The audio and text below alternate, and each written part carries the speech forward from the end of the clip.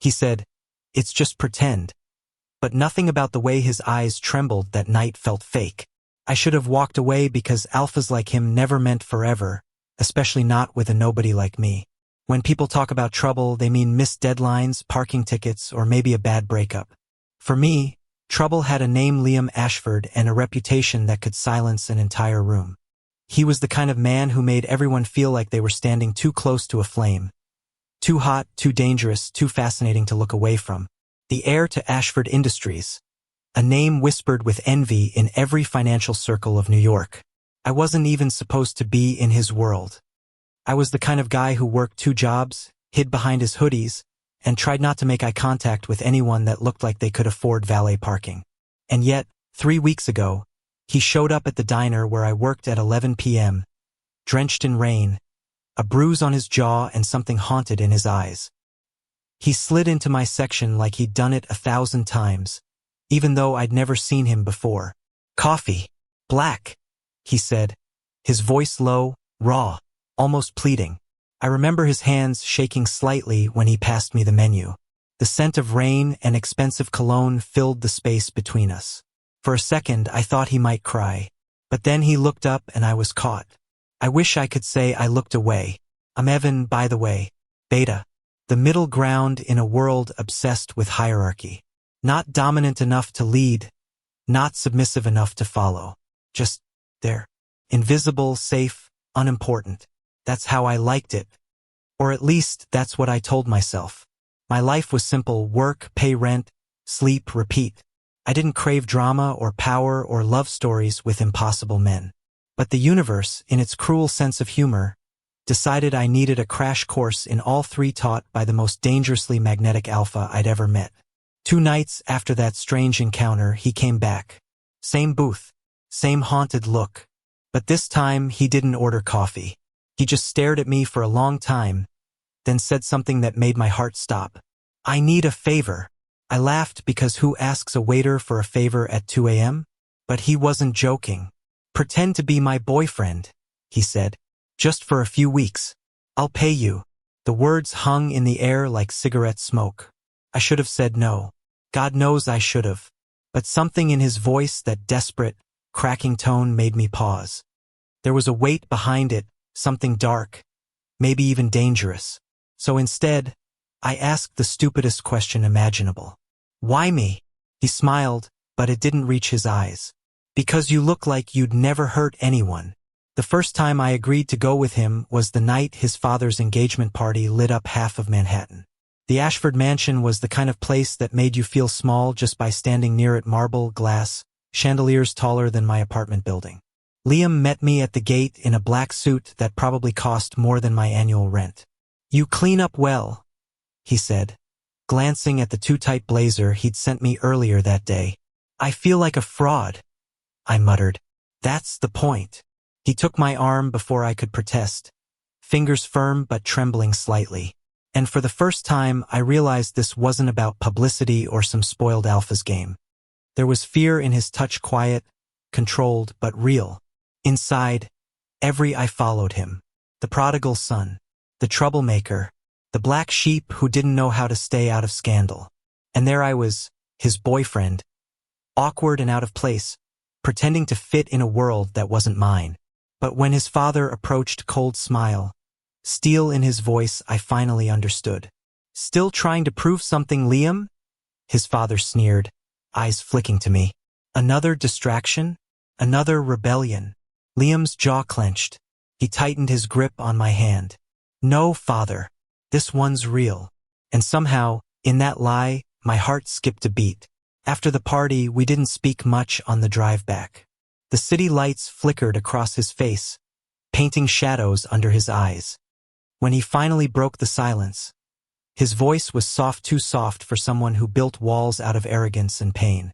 "My father's trying to force me into a marriage," he said. "To merge companies, to fix my reputation. I needed someone believable. And you picked me." "I didn't pick you." He looked at me, eyes raw, unguarded. "I saw you." It was the kind of line that would have sounded manipulative coming from anyone else. But there was no performance in his voice, just exhaustion. "That's how it started," A deal sealed with desperation and too many unspoken truths. A fake love story that began to feel real far too fast. The following weeks blurred into something surreal. Fancy dinners, paparazzi, fake smiles.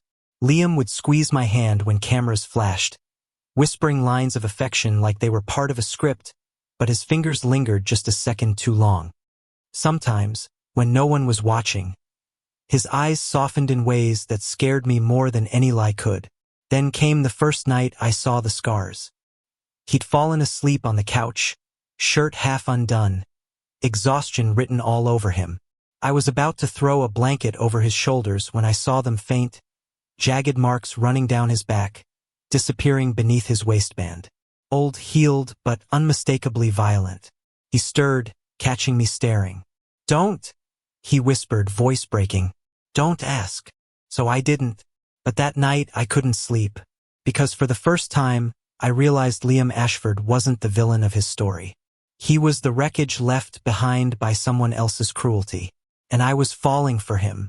By the time I understood how deep I'd fallen, it was already too late. The lines between pretend and real had blurred into something I couldn't untangle.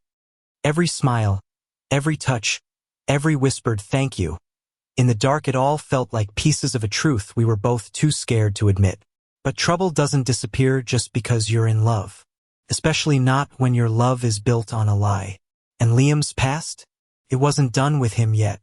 It was raining again. It always seemed to rain when Liam's silence grew heavy. We sat in his penthouse living room, a place too big, too quiet for two people pretending to be something they weren't. The city glittered beyond the glass wall, distant and indifferent, while inside, the only sound was the slow ticking of an antique clock and the occasional sigh from him. He'd been staring at his phone for nearly an hour, unread messages piling up, his jaw tight. I'd lost count of how many times he'd typed something, then erased it. Finally, I said softly, "You don't have to talk if you don't want to." He didn't look up. "You always say that." "Because it's true." He leaned back, running a hand through his hair, exhaling like the weight of the world was pressing on his chest. "And that's exactly why it hurts, Evan." "You mean it?" I blinked. "Is that bad?" His eyes lifted, meeting mine. In that look, there was something raw, something that made my throat tighten. I don't know what to do with people who mean what they say. The room felt smaller after that. His words lingered, sticky and warm like spilled honey, too heavy to ignore. I wanted to reach for him, but I didn't. I'd learned to keep my distance. Alphas like him were made of fire, and I was built to burn quietly. Still, that night changed something between us. The next morning, he showed up in the kitchen wearing a faded t-shirt and no trace of his usual perfection. His hair was messy, his voice rough with sleep. He looked human, heartbreakingly so. "You're up early," I said, pouring him coffee. He took the mug but didn't drink. I couldn't sleep. I kept thinking about last night. "Oh," I tried to sound casual. Failed miserably. He chuckled, that low, rumbling sound that made my stomach twist. "Relax, Beta. I'm not going to bite." "Good. I'm low on medical insurance." He actually laughed. The sound startled both of us. For the first time, it wasn't a polished social laugh, it was real, unguarded, and it made me smile like an idiot. He tilted his head, studying me. "You're dangerous when you smile like that." I froze mid-sip. "Dangerous?" He nodded, leaning against the counter. "Yeah, because it makes me forget this isn't real." The fake line blurred faster than I'd ever imagined. We still called it a deal. We still rehearsed our lies for public appearances.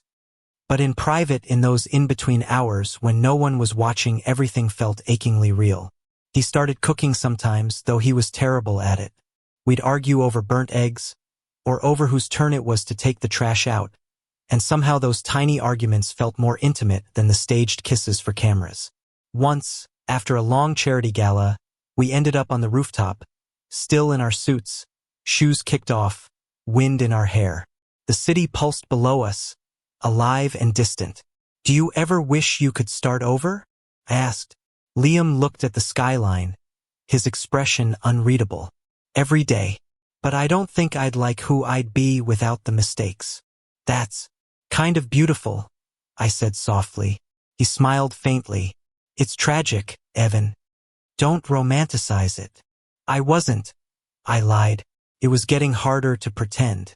Every time he brushed my arm, every time his laughter broke through his walls, every time he looked at me like he was memorizing something, I sank deeper. There were nights when he'd stay up working, sleeves rolled up, frustration written across his face. I'd bring him tea and sit quietly beside him until he finally closed his laptop. Sometimes he'd fall asleep like that, head on my shoulder, breath steady, heartbeat calm. Those were the moments I hated the most, because they felt too perfect, because they couldn't last. One night, I found him standing on the balcony, smoking something he rarely did. The wind carried the smoke around him, and the moonlight carved sharp edges into his features. Couldn't sleep? I asked. He shook his head. Too many ghosts. I hesitated. From before. He didn't answer, just stared into the dark. Then softly, when I was 16, my father hit me for the first time, said I was weak, said I'd ruin the family name. The confession hung between us, fragile and brutal. I left home that night, he continued. But you can't outrun a name like Ashford. It follows you. Every scandal, every fight. People think I'm the problem. They never ask what made me this way. I stepped closer, unsure if I was crossing a line. You don't have to be what they say you are. He turned toward me, eyes shimmering under the city lights. Then what am I, Evan? I swallowed. Someone who's still trying. Something broke in him then, or maybe it finally mended. He dropped the cigarette, letting it fall into the night. Then he reached out, fingers trembling slightly, and cupped my face like I was something fragile. I hate that you see the good in me, he whispered. Then stop giving me reasons to. And before either of us could think, he kissed me. It wasn't the kind of kiss that asked for permission or forgiveness. It was messy, desperate, filled with all the words we hadn't said. My heart stumbled, my breath vanished, and for one terrifying, perfect second everything made sense. When he finally pulled away, his forehead rested against mine. We didn't speak. We didn't need to. The air between us said everything. But the next morning he was gone. No note, no text, just an empty space where he should have been. The first day without him felt like static. I went to work, smiled when people talked, pretended to care about things that suddenly didn't matter.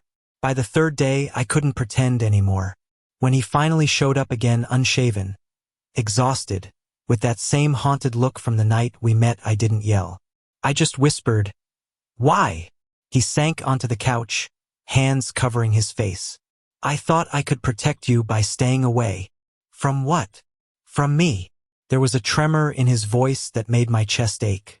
Liam, you're not. Yes, I am. He looked up sharply. You don't know what I've done. Who I've been. I sat down beside him. Then tell me. He laughed bitterly. You wouldn't believe it. Try me. He stared at me for a long moment, then said, almost a whisper, I hurt someone once. Not the way you think. But enough to hate myself for years. He told me about the fights, the reckless nights, the way he tried to drown his pain in noise and alcohol until everything blurred. How one night, a friend got caught in the chaos and ended up in the hospital because of him. It wasn't your fault, I said quietly. But it was my hands, he replied. Silence. Heavy. Absolute. Then he looked at me again, eyes glassy but steady. You make me want to be someone else. Someone better. We didn't call it love.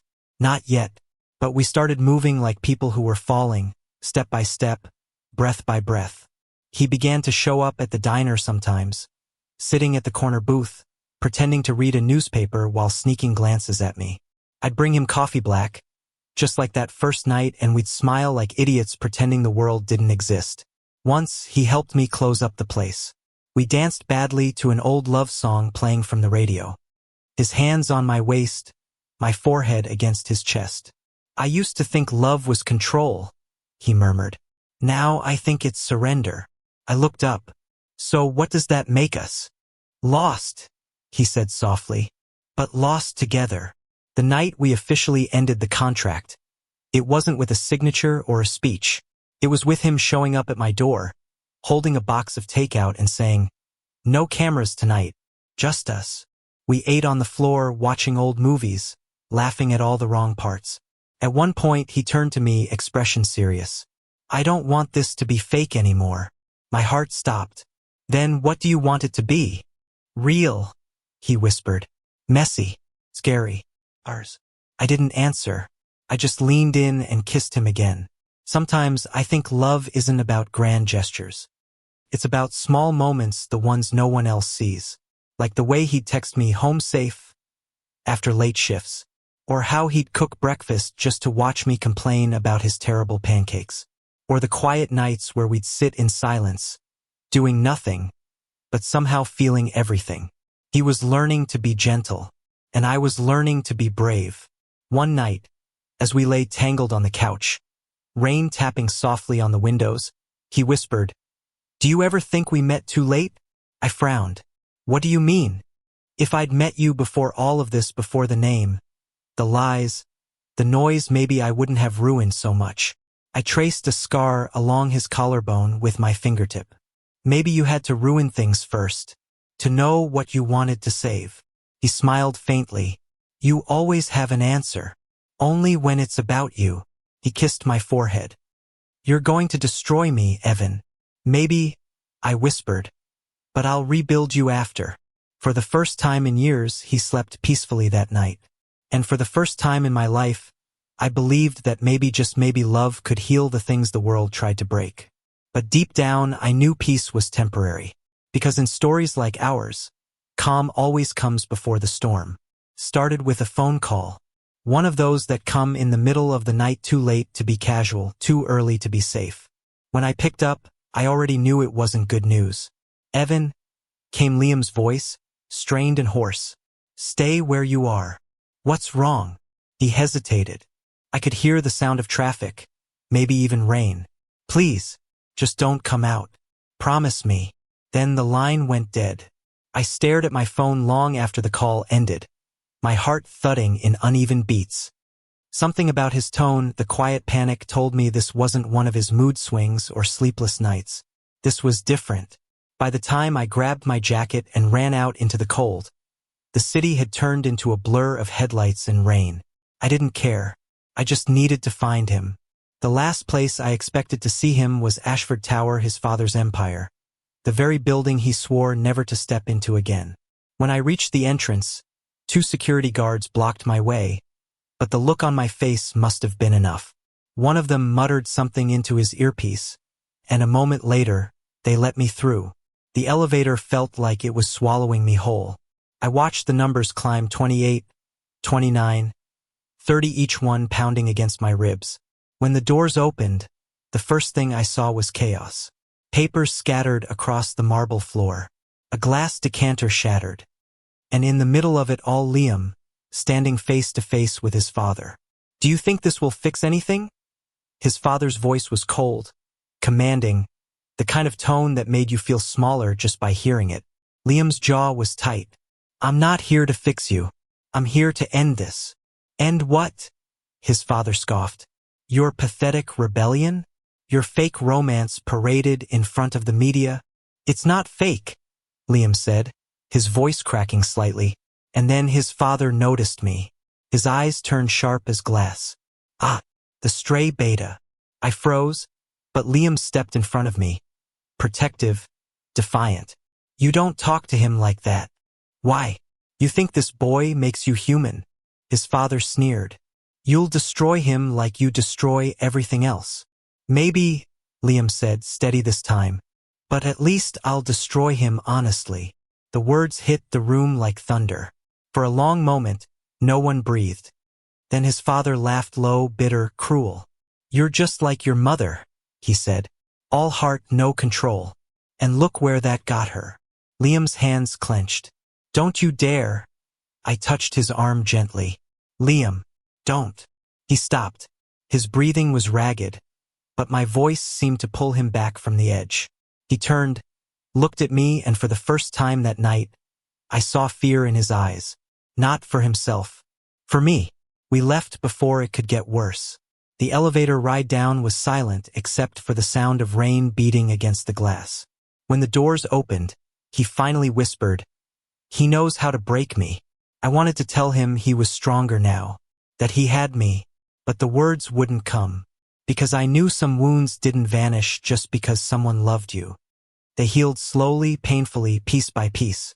That night, we didn't talk much. We just sat on the couch, lights off, wrapped in the kind of silence that felt almost sacred. After a while, he said, "I'm tired of running, Evan, of pretending to be okay." I took his hand. "Then stop pretending." He looked down at our fingers, interlocked. "I don't deserve this." "You don't get to decide what you deserve," I said softly. "You just get to choose what to fight for." He smiled faintly.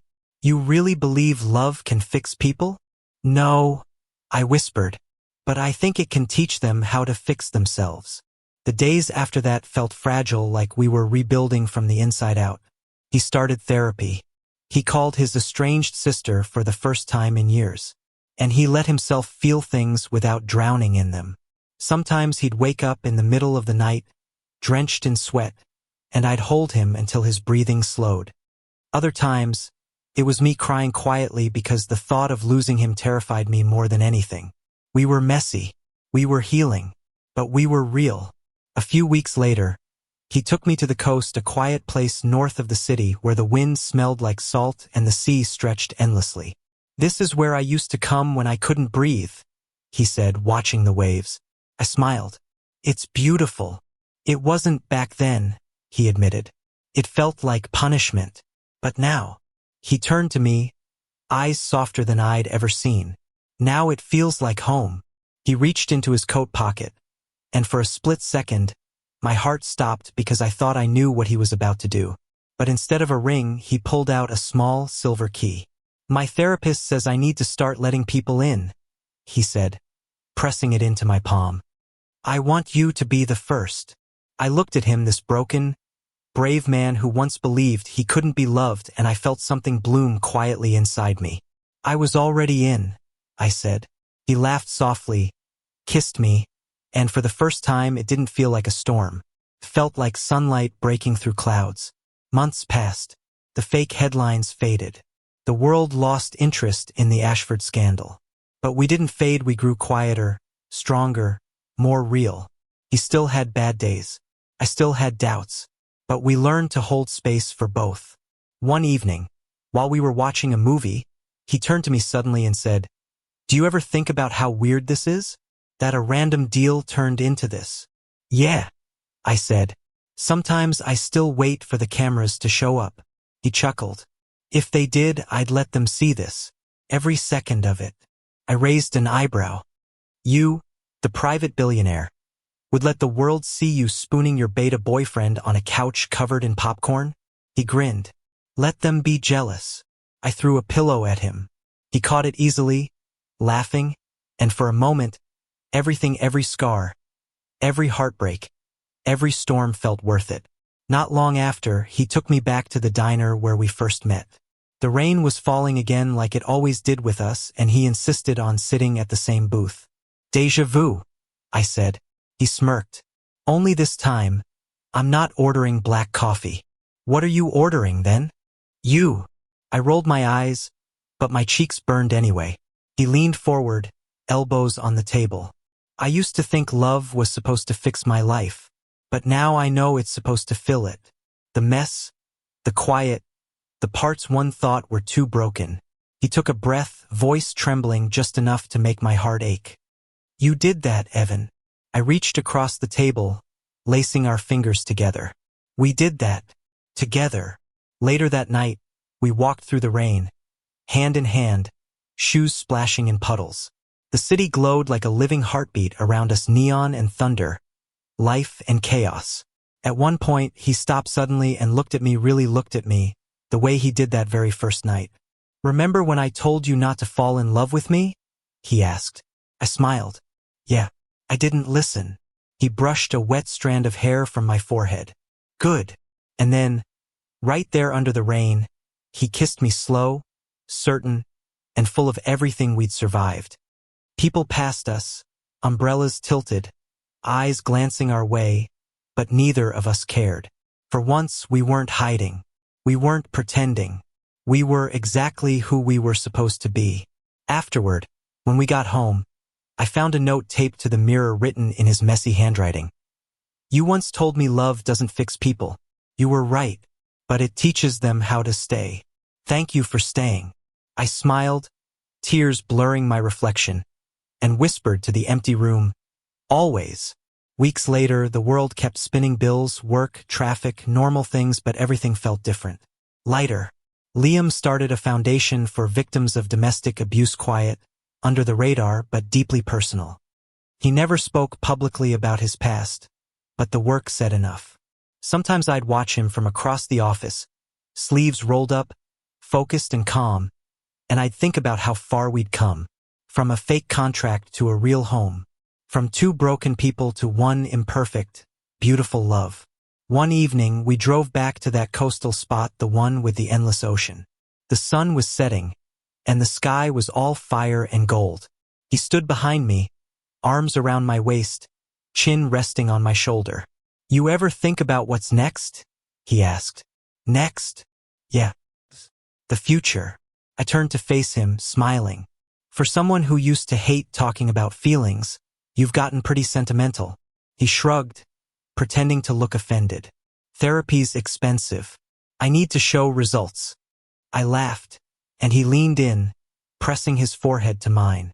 I don't know what the future looks like, I said, but I know who I want in it. He closed his eyes. Say it again. You, I whispered. Always you. The waves crashed, the wind howled, and somewhere in that wild sound, I heard it, the quiet promise that love, even the messy kind, even the broken kind, could still build something whole.